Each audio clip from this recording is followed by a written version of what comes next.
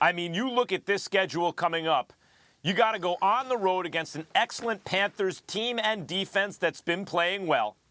You got to go on the – well, you get a finally one home game against a team in Minnesota, not only a divisional rival, but a team that is designed to beat you, whose coach has his job because he's good at stopping you, and who's having the most promising season in their franchise in years and years and years. And then you finally are on the road again against another divisional rival you'll be favored against, but also divisional rivalries, divisional rivalry. That's a brutal schedule and not easy to run the table. And Aaron Rodgers recognizes it. And therefore, Stephen A., the second greatest athlete in the world, to LeBron James, is doing a LeBron James. He's acting not only as a quarterback, but as a, LeBron James in a sense is a point guard. A lot of times the primary ball handler and always the leader. And Aaron Rodgers is saying, look, this is going to take all of us. It's not just about me balling out. Everyone's got to elevate. And his job, he knows, as LeBron knows, is to elevate those around him any way he can, including with comments in the media, because this is a taller task than even running the table was last year. Well, listen, here's what Aaron Rodgers is saying, and I have this on very reliable sources. Okay. It's not just about his comments, just the old cliche about everybody's got to step up, everybody's got to do their job. This is a man that was incredibly, incredibly frustrated last season, despite the fact that they ran the table and ultimately went from going, their record was like 4-6 before they won 8 straight and got to the NFC Championship game. This is a defense that was ranked 21st overall, 22nd in yards allowed, and second to last against the pass last year. The last couple of years, their defense was highly questionable.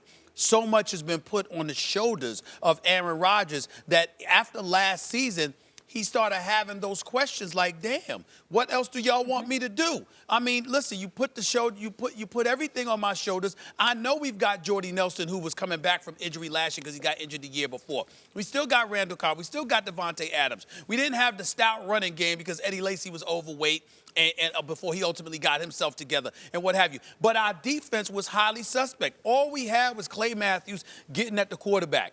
If we didn't have that, there were questions as to what we could do defensively, and continuously the offense was called upon to come save the day. And we know if the offense is called upon to come save the day, you're basically saying it's me. I got to be the dude to do that. And it's just not fair. We got to talk about... People were dogging him, too. Listen, we got to talk about Aaron Rodgers from this perspective.